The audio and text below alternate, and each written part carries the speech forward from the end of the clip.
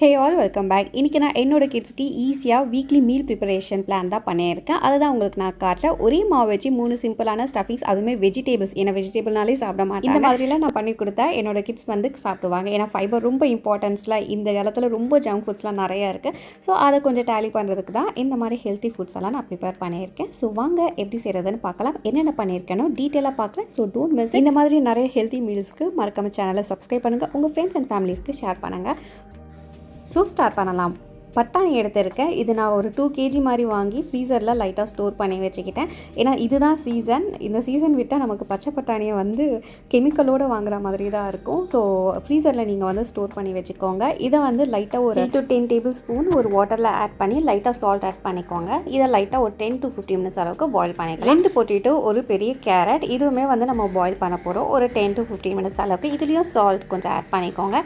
2 cup அளவுக்கு கோதுமை மாவை எடுத்திருக்கேன். இது ஒரு பெரிய பவுலில் ஆட் பண்ணிக்கலாம். 1/2 ஸ்பூன் சீரகம், 1/2 ஸ்பூன் ஓமம், இது ரெண்டுமே இதிலேயே ஆட் பண்ணிக்கலாம். தேவையான அளவுக்கு உப்பு ஆட் பண்ணிவிட்டு லைட்டாக இதில் கொஞ்சம் ஃப்ரெஷ் க்ரீம் நான் ஆட் பண்ண போகிறேன். ஃப்ரெஷ் க்ரீம் ஒரு 5 டேபிள் ஸ்பூன் மாதிரி ஆட் பண்ணிக்கோங்க. ஸோ மாவுடைய டெக்ஸ்சர் வந்து ரொம்பவே சூப்பராக இருக்கும். 1.25 to 1.25 கப் அளவுக்கு தண்ணி தேவைப்படும். கொஞ்சம் கொஞ்சமாக மிக்ஸ் பண்ணி நீங்கள் அந்த பதத்துக்கு ஏற்ற மாதிரி தண்ணியை ஆட் பண்ணிக்கோங்க. அண்ட் மாவு ரொம்ப கெட்டியாகவும் பிசையக்கூடாது, ரொம்ப பிசுபிசுப்பாகவும் பிசையக்கூடாது. அடிக்கடி கொஞ்சம் தொண்டை கரகரப்பாயிடுது. ஸோ மிஸ்டேக் பண்ணிக்காதீங்க. அண்ட் மாவு வந்து ஈஸியாக நம்ம டோ வந்து நீட் பண்ணுறதுக்கு இந்த மாதிரி எக் பீட்டர் வச்சு இந்த மெத்தடை வந்து ஃபாலோ பண்ணுங்கள். நான் ஆல்ரெடி நம்ம வீடியோவில் வந்து அப்லோட் பண்ணி லைட்டாக இதில் கொஞ்சம் ஆயில் போட்டு அகைன் வந்து நம்ம பிசையலாம். ஸோ மாவு நம்ம எந்த அளவுக்கு பிசைகிறோமோ அந்த அளவுக்கு வந்து மாவு நல்லா சாஃப்டாக வரும். இதெல்லாம் சொல்ல வேண்டிய அவசியம் கிடையாது, உங்களுக்கே தெரியும். ஒரு 5 மினிட்ஸ் அளவுக்கு நான் ஊற வச்சுருக்கேன். இப்போ அகைன் வந்து பிசைஞ்சிட்டு நான் வந்து மாவை செப்ரேட் பண்ண போகிறேன்.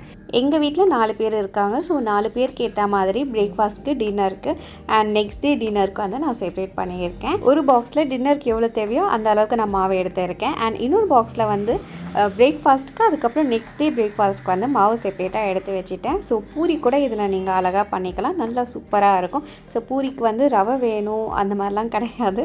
இந்த மாதிரி நீங்கள் பிசைஞ்சு பூரி சுட்டாலுமே சூப்பராக வரும். இதுலேயே நீங்கள் பூரி, சப்பாத்தி, பரோட்டா, ரொட்டி எல்லாமே பண்ணிக்கலாம். காயின் பரோட்டா கூட பண்ணிக்கலாம். ஸோ பட்டாணி வந்து நல்லா வெந்துடுச்சு. அதை நல்லா கூல் டவுன் பண்ணிவிட்டு வடிகட்டியிருக்கேன். இந்த வடிகட்டின வாட்டரை வந்து சேவ் பண்ணி வச்சுக்கோங்க. இந்த மாதிரி மேஷர் இருந்துச்சுன்னா மேஷ் பண்ணிக்கோங்க. இல்லை மிக்சியில் வந்து லைட்டாக ஒரு 2-3 தடவை கோர்ஸ் பண்ணி எடுத்துக்கோங்க. நல்லா சூப்பராக மசிச்சு எடுத்தாச்சு. இதை நம்ம சைடில் வச்சுக்கலாம். 3 டேபிள் ஸ்பூன் ஆயில் ஆட் பண்ணியிருக்கேன். 1/2 ஸ்பூன் சீரகம் ஆட் பண்ணியிருக்கேன். 2 சின்ன வெங்காயத்தை ரொம்ப ஃபைனாக சாப் பண்ணி இதில் ஆட் பண்ணி நல்லா வதக்க ஆரம்பிக்கலாம். எந்த அளவுக்கு ஃபைனாக சாப் பண்ண முடியுமோ அந்த அளவுக்கு நீங்கள் பண்ணிக்கோங்க. ஃபுட் ப்ராசஸர் இருந்துச்சுன்னா அதில் வச்சு சாப் பண்ணிக்கோங்க. இப்போ நம்மளுடைய கேரட் அண்ட் பொட்டேட்டோ வந்து நல்லா பாயில் ஆகிடுச்சு. ஸோ இதுவுமே வடிகட்டி வச்சுக்கிறேன்னா இந்த வெஜிடபிள் ஸ்டாக் வாட்டரை ஒரு பாட்டில் இல்லைனா ஏதாவது ஒரு கண்டெய்னரில் ட்ரான்ஸ்ஃபர் பண்ணி ஃப்ரிட்ஜில் ஸ்டோர் பண்ணி வச்சுக்கோங்க. அப் டு 3 days வரை வச்சு வேறு ஏதாவது ஒரு மீல் ப்ரிப்பரேஷனுக்கு நீங்கள் இதை யூஸ் பண்ணிக்கலாம். மாவு பிசைறதுக்கு கூட நீங்கள் இந்த வாட்டரை வந்து ஆட் பண்ணிக்கலாம். ஸோ இது ரெடி ஆகிடுச்சு.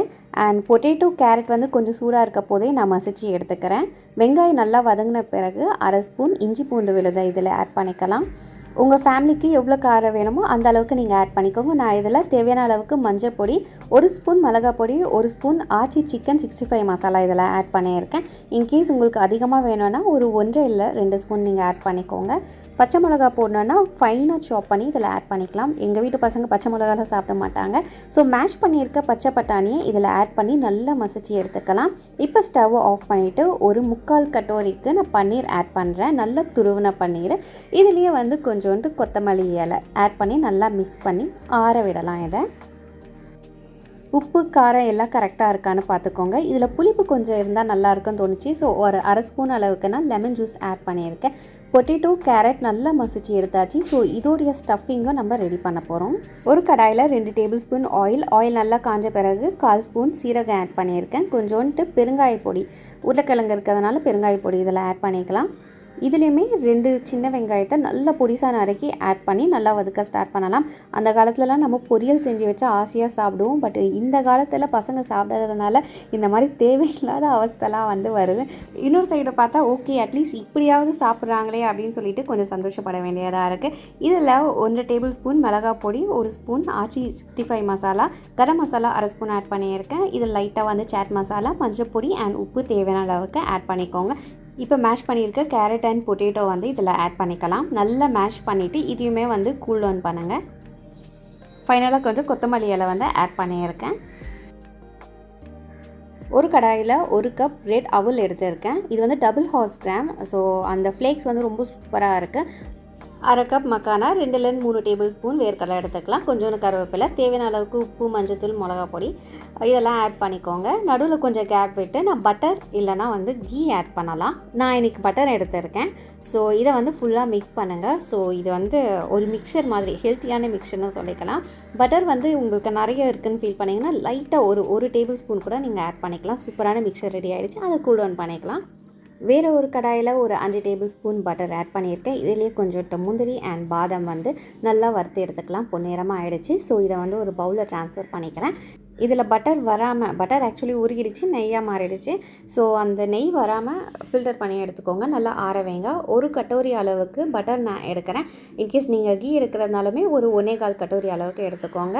ஃப்ளேமை சிம்மில் வச்சுக்கோங்க. 1 கப் கடலை மாவு எடுத்திருக்கேன். இதை நல்லா மிக்ஸ் பண்ணியிருக்கேன். தேவைப்பட்டால் நெய் இல்லைனா பட்டர் வந்து இன்னும் கொஞ்சம் ஆட் பண்ணிக்கோங்க. இன்கேஸ் பட்டர் இல்லை நெய் இல்லைனா கொஞ்சோண்டு ஃப்ளேவருக்காக நெய் ஊற்றிட்டு பேலன்ஸ் வந்து ரீஃபண்ட் ஆயிலை வந்து நீங்கள் பண்ணுங்கள். பட் ஆனால் அந்த அளவுக்கு ஃப்ளேவர் வருமா எனக்கு தெரியல. நல்லா மேஷ் ஆன பிறகு ஒரு 1/4 ஸ்பூன் கார்டமம் பவுடர், ஏலக்காய் பவுடர் இதில் ஆட் பண்ணி நல்லா மிக்ஸ் பண்ணிக்கலாம்.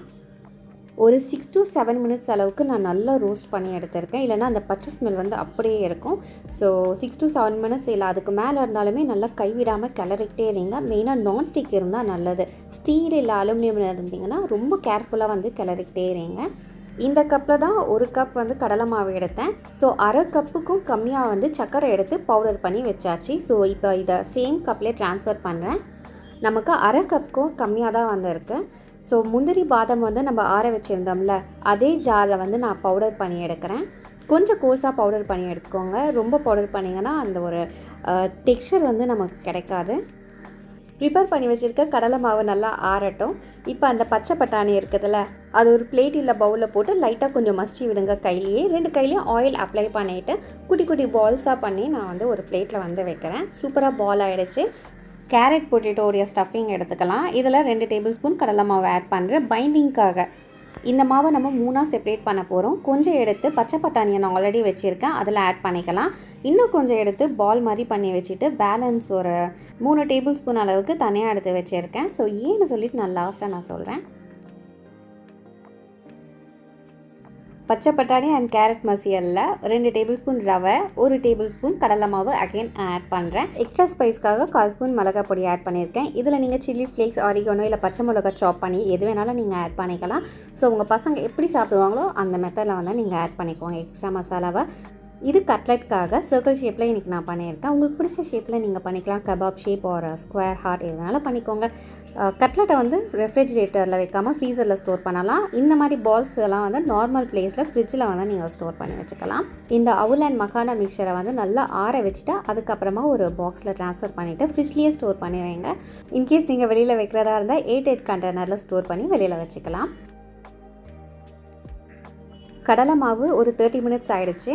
ஸோ அகைன் நான் லைட்டாக மிக்ஸ் பண்ணி விட்டு நம்ம பவுடர் சுகர், அதுக்கப்புறமா அரைச்சி வச்சுருக்க நட்ஸ் பவுடர் இது ரெண்டுமே ஆட் பண்ணுறேன். பவுடர் சுகர் வந்து லைட் பை கொஞ்சம் கொஞ்சமாக ஆட் பண்ணி வச்சுக்கோங்க. அந்த பாக்ஸ்லேயே பாருங்கள் லைட்டாக ஒரு 2-3 டேபிள் ஸ்பூன் வந்து நான் மிச்சம் படுத்தி வச்சுருக்கேன். ஏன்னா ஓவர் ஸ்வீட் ஆகிடுச்சுன்னா அதை சாப்பிடக்கூட முடியாது. கம்மியாக இருந்தால் கூட பரவாயில்ல. நல்லா மிக்ஸ் பண்ணிவிட்டு கையில் ஆயில் தடவி அகைன் நல்லா மிக்ஸ் பண்ணி பால் ஷேப்பில் வந்து பண்ணி வச்சுக்கோங்க. ஸ்டார்டிங் ஸ்டேஜில் இந்த மாதிரி தான் கொஞ்சம் கொலன்ட்டு இருக்கும். ஸோ நீங்கள் வந்து பயப்படாதீங்க. இன்னும் கொஞ்சம் ஃபேன் காற்றுல நல்லா வச்சிங்கன்னா நல்லா டைட்டாக ஆகிடும். ஸோ மேலே நீங்கள் அடுக்கி ஒரு பாக்ஸில் வச்சுக்கலாம். மேலே லைட்டாக வந்து நட்ஸ் பவுடரை வந்து நான் ஒரு டெக்கரேஷனுக்காக வச்சுருக்கேன். ஒரு பவுலில் 1 கட்டோரி மைதா மாவு, 1/4 ஸ்பூன் ஓமம், 2 ஸ்பூன் ஆயில், தேவையான அளவுக்கு உப்பு இதெல்லாம் ஆட் பண்ணி கொஞ்சம் கொஞ்சமாக வாட்டர் ஊற்றி இந்த மாதிரி மாவு பிசைஞ்சு வச்சுக்கோங்க. இந்த மாவை நான் 2ஆக செப்பரேட் பண்ணுறேன். உள்ளே நல்லா டக் பண்ணி வச்சுட்டு மேலே ஆயில் கோட்டிங் பண்ணி ஒரு 10 மினிட்ஸ் அளவுக்கு ஊற விடுங்க. நிறைய பேர் வீட்டில் அம்மாக்கள் எல்லாமே வந்து டயட்டில் இருப்பாங்க. ஸோ அதே கதை தான் இங்கேயுமே. ஸோ எனக்காக வந்து இந்த டயட் சட்னி வந்து நான் ப்ரிப்பேர் பண்ணி வச்சுருக்கேன். கொத்தமல்லி, புதினா, பச்சை மிளகாய், இஞ்சி, பூண்டு, உப்பு, புளி, தயிர் இதெல்லாம் போட்டு ஒரு க்ரீன் சட்னியாக வந்து ப்ரிப்பேர் பண்ணி வச்சுருக்கேன். இந்த சட்னியை ஒரு 3 நாளுக்கு ஃப்ரிட்ஜில் வச்சு சாப்பிடலாம். ஸோ நமக்கு வந்து டைம் சேவ் ஆகும். மைதா மாவு பிசைஞ்சு வச்சுருந்தாலும் நான் அகைன் வந்து பிசைஞ்சு இந்த மாதிரியே டக் பண்ணிவிட்டு இப்போ வந்து இதை ஒரு சர்க்கிள் ஷேப்பில் வந்து உருட்டி எடுத்துக்க போகிறேன். ஆக்சுவலி இந்த ரெசிபி வந்து பண்ணுற மாதிரி ஐடியாவே கிடையாது. ஸ்டஃபிங் வந்து நிறைய இருக்கிறதுனால சரி ஓகே நம்ம வந்து சமோசா ப்ரிப்பேர் பண்ணிடலான்னு சொல்லிட்டு நான் பண்ணியிருக்கேன். இதில் வந்து பைண்டிங்காக கடலை மாவு ஆட் பண்ணதுனால இந்த சமோசாவை ஆயிலில் ஃப்ரை பண்ண போது வந்து ஸ்டஃபிங் எதுவுமே பிரிஞ்சு வராது. சர்க்கிள் இல்லை ஸ்கொயர் ஷேப்பில் ரோல் பண்ணிவிட்டு மேலே வந்து ஸ்டஃபிங் ஃபுல்லாக ஸ்ப்ரெட் பண்ணிக்கோங்க. க்ராஸ் ஷேப்பில் அதாவது வந்து ட்ரையாங்கிள் ஷேப்பில் நான் கட் பண்ணி எடுத்துகிட்டு big size to small size வந்து நான் ரோல் பண்ணி எடுத்துருக்கேன். ஆயில் நல்லா ஹீட் ஆன பிறகு நீங்கள் ஆட் பண்ணிக்கலாம். அண்ட் இது பார்த்திங்கன்னா கேரட், பீட்ரூட், லெமன், அதுக்கப்புறமா இஞ்சி இதெல்லாமே போட்டு ஒரு ஜூஸ் மாதிரி ப்ரிப்பேர் பண்ணி வச்சுருக்கேன். இது வந்து டெய்லி ஒரு பாட்டில் வந்து நான் எடுத்துக்குவேன். வீக்லி ஒரு 3 டைம்ஸ் தான். பேலன்ஸ் வந்து வேறு ஏதாவது ஒரு ஃப்ரெஷ் ஜூஸ் எடுத்துக்குவேன். ஸோ அந்த வீடியோ வந்து நான் நெக்ஸ்ட் வீடியோவில் நான் அப்லோட் பண்ணுறேன். அவ்வளோதான், எல்லா மீலுமே வந்து ப்ரிப்பேர் பண்ணிவிட்டேன். வீடியோ இதோட முடியலை. ஸோ ப்ரிப்பரேஷனை வந்து கொஞ்சம் நான் எப்படி செஞ்சுருக்கேன்னு சொல்லி நான் உங்களுக்கு நான் காட்டுறேன். எனக்கு என்னமோ பயங்கரமாக சாதித்த மாதிரி ஒரு ஃபீலிங் இருக்குது. ஏன்னா ஒரு 3 டேஸ் வந்து நான் பயங்கரமாக ஃப்ரீயாக இருப்பேன். அண்ட் எல்லாமே பார்த்திங்கன்னா சூப்பரான ஒரு அவுட்புட் அண்ட் டேஸ்ட்டில் வந்திருக்கு. இந்த சமோசாலாம் பார்த்திங்கன்னா அல்டிமேட்.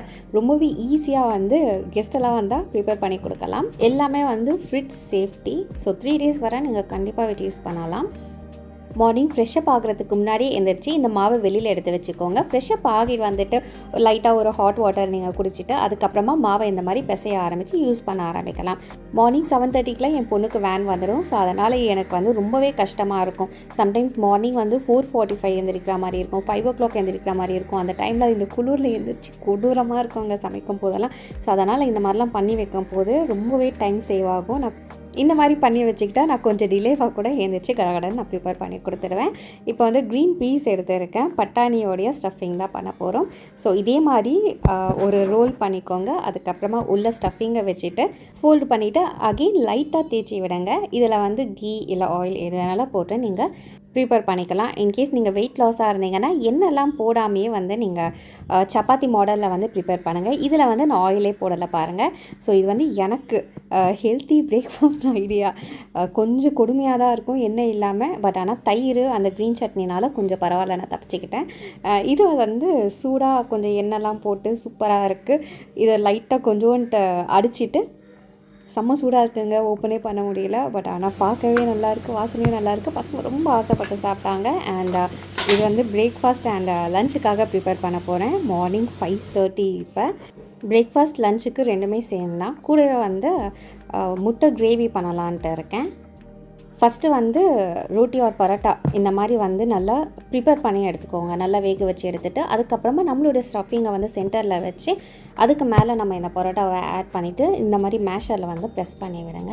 ஸோ ஈவனாக ப்ரெஸ் ஆகிடும். லைட்டாக ஆயில் அப்ளை பண்ணிவிட்டு திருப்பி போட்டு பார்த்தா சூப்பரான potato carrot parotta is ready. அவ்வளோதான். இதை வந்து ஃபோல்ட் பண்ணி நம்ம லஞ்ச் பாக்ஸில் ஆற வச்சு கொடுத்து அனுப்பிடலாம். இது வந்து எனக்கு டயட் இருக்கேன்ல, எண்ணெய் நெய்லாம் ஊற்றாமல் கொடுமையாக வந்து ப்ரிப்பேர் பண்ணுறேன். வேறு வழியே கிடையாது. ஏன்னா என்னுடைய வெயிட் வந்து நல்லா இன்க்ரீஸ் ஆகிடுச்சு. ஸோ அதுக்காக தான் இந்த மாதிரி ப்ரிப்பேர் பண்ணி சாப்பிட்றேன். பரவாயில்ல, இது 2 in 1. ப்ரோட்டீனுக்காக இது எக்கும் வந்து நமக்கு கிடைக்கும். ஸோ இது வந்து பிரேக்ஃபாஸ்ட் பசங்களுக்கு சூப்பராக இருக்குது அப்படின்னாங்க. இப்படி இருக்குது நல்லா இருக்கு. ஸோ லஞ்ச் பாக்ஸில் வந்து பரோட்டா, அதுக்கப்புறம் எக் கறி, sandwich biscuit and laddu. Please subscribe for more recipes.